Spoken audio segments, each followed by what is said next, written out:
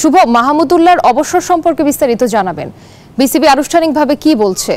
রুবা, ধন্যবাদ আপনাকে। এইটার পরে আমি বিসিবি একাধিক পরিচালক নির্বাচনের কথা বললাম। তারা সকালে বলছেন যে কিছুক্ষণের মধ্যে তারা জানিয়ে দেবেন এবং তারা আনুষ্ঠানিক ঘোষণা দিবেন। তবে মাহমুদুল্লাহকে বিদায় নিচ্ছেন এটি অনেকটা নিশ্চিত, প্রায় নিশ্চিতই বলতে গেলে, কারণ মাহমুদুল্লাহ রিয়াদকে নিয়ে প্রথম দিনের সংবাদ সম্মেলনে নাজমুল হোসেন শান্ত বলেছিলেন যে এই সিরিজটি তার জন্য খুব গুরুত্বপূর্ণ। তিনি যদি এই সিরিজে ভালো করতে পারেন তাহলে পরবর্তী টিকে যেতে পারেন। কিন্তু আমরা নেটে যেমন ব্যাটিং দেখেছিলাম, মাহমুদুল্লাহ রিয়াদের সুলভ ব্যাটিং মনে হয়নি, কারণ তিনি একাধিক বল মিস করেছেন এবং নেটে সেভাবে স্বাচ্ছন্দ্যভাবে ব্যাটিং করতে পারছিলেন না। ম্যাচেও কিন্তু তিনি নিজেকে সেভাবে মেরে ধরতে পারেনি, মাত্র 1 রান করেছিলেন। তবে মাহমুদুল্লাহ রিয়াদের টি-20 ক্যারিয়ার বর্ণাঢ্য বলতে হবে। 149টি ম্যাচ খেলেছেন, সেখানে প্রায় 2000-এর উপরে রান করেছেন। তার 2007 সালে কেনিয়ার বিপক্ষে ম্যাচ দিয়ে তার অভিষেক হয়েছিল। সেই অভিষেক থেকে শুরু করে বাংলাদেশ দলের নেতৃত্ব দিয়েছেন, তার অধীনে বাংলাদেশ বিশ্বকাপও খেলেছে।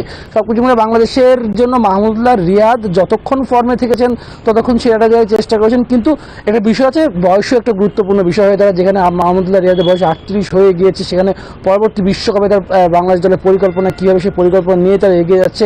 মাহমুদুল্লাহ রিয়াদেরকে নিয়েও প্রশ্ন করা হয়েছিল। সেখানে নাজমুল হোসেন শান্ত একটি কথা বলেছিলেন যে শামীম পাটোয়ারির সঙ্গে তুলনা করা হয়েছে। তিনি বলছেন কার সঙ্গে কার তুলনা করা হচ্ছে, কিন্তু ফর্মটা খুবই গুরুত্বপূর্ণ এবং সেই ফর্মে সবসময় ফর্মটা যদি ধরে রাখতে পারে একজন ব্যাটসম্যান, তাহলে কিন্তু তার জাতীয় দলে বাদ পড়া এবং এর কোনো কথা নেই। যখন তিনি ছন্দে থাকবে না তখন কিন্তু সেই প্রশ্নগুলো আসবে। সেই প্রশ্নগুলো আবার উঠতে শুরু করেছে মাহমুদুল্লাহ রিয়াদ। আমরা জানি 2023 বিশ্বকাপ তিনি কীভাবে ফাইট ব্যাক করেছিলেন, তিনি কীভাবে তার নিজের সেরাটা দিয়ে সেঞ্চুরি হাঁকিয়েছিলেন। সেই রিয়াদের টি-20 ক্যারিয়ারটা কিন্তু খুব একটি বড় হলো না, এবং বড় না হওয়ার কারণ মূলত অনেকগুলো রয়েছে, কারণ বয়সটাও গুরুত্বপূর্ণ বিষয় হয়েছে। তবে বাংলাদেশ দলের মধ্যে যে কজন পঞ্চপাণ্ডব ছিল তার মধ্যে কিন্তু রিয়াদই শেষ ছিল যে টি-20তে খেলছিল, সেই টি-20 থেকে কিন্তু অবসর নিয়ে নিয়েছেন।